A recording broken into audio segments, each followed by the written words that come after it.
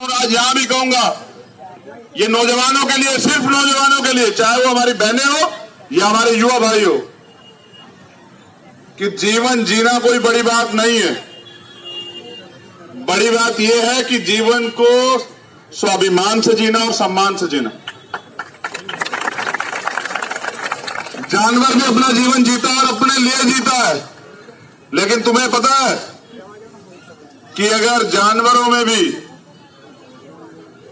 जिनको फीमेल कहा जाता है, जिनको पशुओं में भी मां का बाण जिनको कहा जाता है, जो इनसे जो जननी होती है, वो भी अपने हिस्से का जो है ना, अपने हिस्से का खाना अपने बच्चों के लिए छोड़ती है, अपने आप गीले में रहती है, अपने बच्चों को सूखे में रहती। तो ऐसी माओ को, ऐसी बहनों को और इस समाज की नारी को क्यों ना हम लोग सलाम करें, क्यों ना सल्यूट करें, क्यों ना उनका अभिनंदन करें, क्यों ना साधुवाद करें। और उनको, क्योंकि मां सावित्रीबाई फुले तो थी जिन्होंने इतना अपमान सह के भी हमें पढ़ने की तरफ प्रेरित किया। वो राष्ट्रपिता ज्योतिबा फुले तो थे जिन्होंने उस समय में अपने परिवार के खिलाफ जाके इस आंदोलन को आगे बढ़ाया और 18 स्कूल खोले। आज हमारे लोग पिछले 70 साल की आजादी में, जब से संविधान आया है, आगे निकलने का प्रयास कर रहे हैं, लेकिन ये जो गैर बराबरी पर आधारित व्यवस्था है, जिसमें जाति की वजह से हमें तमाम तरह के उत्पीड़न पूरे देश दुनिया में सहने पड़ते हैं, उस व्यवस्था में अभी कोई ज्यादा कमी नहीं आई है। वो व्यवस्था आज लोग ये कहने लगे हैं, आज एक तो सत्य हुआ है, महाराष्ट्र का तो मुझे नहीं पता, लेकिन पूरे देश में एक कामयाबी तो मिली है कि पहले शेड्यूल कास्ट के लोगों को, शेड्यूल ट्राइब के लोगों को का सामाजिक बहिष्कार हो जाता था। पढ़ा है आपने, सुना कभी? सामाजिक बहिष्कार, पूरे गांव का बहिष्कार। आज ये घटनाएं गिनी चुनी मिलती है, क्योंकि आज का जो शेड्यूल कास्ट, शेड्यूल ट्राइब का व्यक्ति है, जो बैकवर्ड का, माइनॉरिटी का व्यक्ति है, वो अपने स्वाभिमान के लिए लड़ता है। ये स्वाभिमान दिया हमें बाबा साहब अम्बेडकर ने।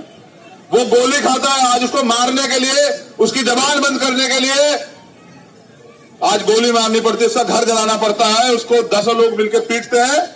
आज का जो बाबा साहब अम्बेडकर का खून है, वो दबने वाला नहीं।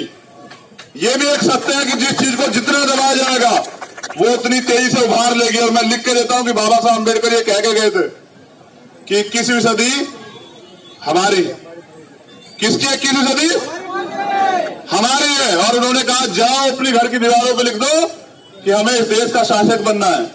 मेरा निवेदन है कि चेक करो कि आपने अपनी घर की दीवारों पे लिखा। अब तक क्यों नहीं लिखा? अभी क्या लिखते क्या है? लिखते ये है कि सुबह उठ के जाना है, रोजगार करके लाना है, रोटी की व्यवस्था करनी है। देखो, ये वो देश है जिसमें तन ढकने पे टैक्स लगता था, जिसमें अच्छे कपड़े पहनने पे, सुनने पे, घूमने पे, तमाम तरह से हमें ये अपमान सहना पड़ता था। लेकिन हम भूखे पेट रह सकते हैं, लेकिन स्वाभिमान से समझौता नहीं कर सकते। मैं ये कहना चाहता हूं कि जाओ अपनी घर की दीवारों पे दोबारा से लिखो, नौजवान लिखे, इस जवानी का क्या फायदा जो इस समाज की गुलामी को ना काट पाए। फिर हम बाबा साहब के कैसे खून है? देखो, बहुत शॉर्ट में मैं 5 मिनट और खर्च कर दूंगा, तेज भाग जाऊंगा, लेकिन मुझे जो कहना है बहुत जरूरी है। अब तक जो बातें मैंने वो बताई, वो थी जो भूतपूर्व में हमारे लोगों ने झेली। लेकिन मैं नौजवानों से कहना चाहता हूं कि संघर्षों के साए में घनघोर जवानी पलती है।